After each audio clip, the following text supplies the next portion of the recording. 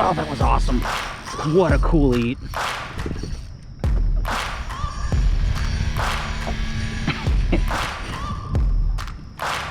Nice one. Another solid fish. Hey, what's up everybody? This is Pat from Salt Strong, and in this video, I want to talk to you about two different styles of hooks that are really common to use in inshore fishing. One is the rigging hook, one is the jig head, and when you should use one over the other, even if they're the same size. So let's start talking about the actual styles of hooks and what they're designed to do. So this one here is a rigging hook, and as you can tell, it's got a little twist pin right there that screws into the front of your soft plastic, and the hook gets buried in the soft plastic itself. And when it's rigged up, it actually looks like this. As you can tell, that hook point is buried and it can actually slide through the weeds. Now this is a belly weighted hook, so what happens is when this lure falls, it actually falls kind of diagonally like this. It doesn't fall straight down, it falls pretty much like this. And that is a little bit of a clue of when you're going to use this over the other. So you got the weedless property, and then you got the way that it falls. A little bit slower of a fall too. Now the other one is going to be the jig head. This one just happens to be the Haas football jig head.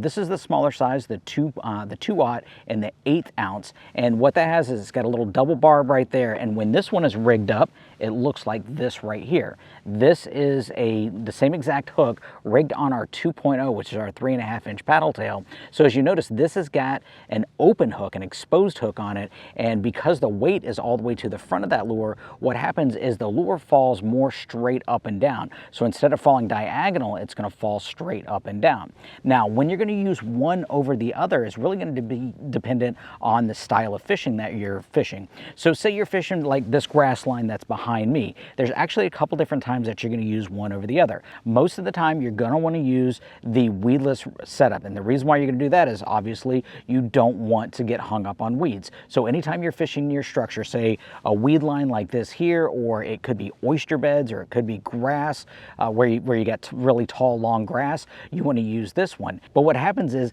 because this has a diagonal fall, it falls slower than say something with a jig head.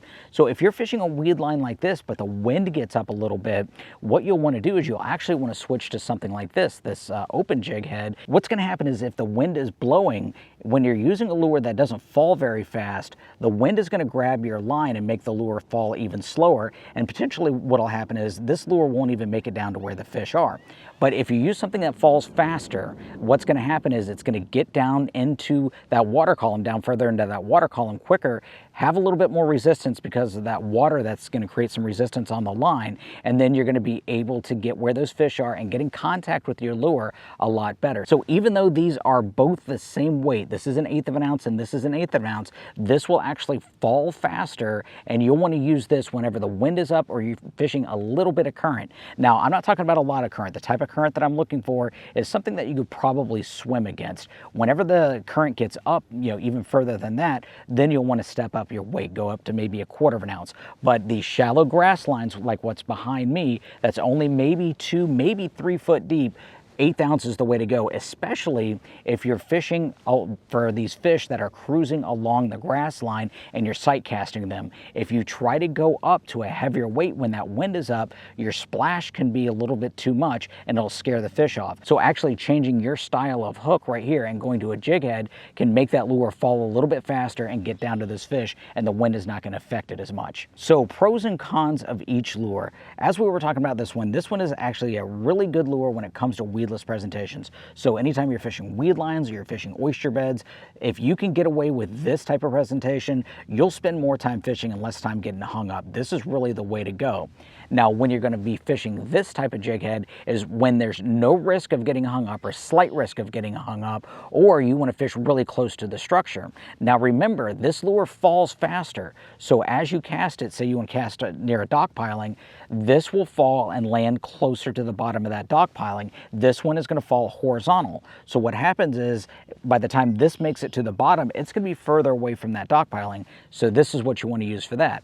Now, going the other direction, because this falls horizontal, you can actually cover a little bit more ground faster with this, because as that lure is falling, it's coming towards you. You can reel up the slack, pick it up again, and then when it falls again, it's going to go diagonal. This is going to fall straight down. So if you twitch it, it's going to fall straight down, twitch it, and you fall straight down. So this one is going to go a lot more up and down motion. This one's going to go more horizontal and more diagonal. So really it depends on what you're trying to do. If you're trying to cover ground, go with something like this, especially if it's shallow water. Or if you want to fish tight to structure, then go with something like this, because by the time it ends up at the bottom, it's going to be closer to the structure than something like this. So just to reiterate, the Haas football jig head is for when you're fishing areas that you have less prone to get snagged, or you're fishing a grass line like this and the wind is up a little bit and you don't want to go up to a 1/4 ounce. An 1/8 ounce Haas football jig head is going to work great. Anytime that you're fishing near structure, you want to use the Haas Helix. This one is going to be the one that's going to allow you to fish that structure without getting hung up. Now, we do have both of these available at fishstrong.com. Not only do we have the smaller 2/0 size, we have the larger one. So the smaller one is going to be for your 3 to 4 inch lures, and your larger one's going to be your 4 to 5 inch lures. And these right here, we have these available in 2 different sizes. That's the Haas Helix.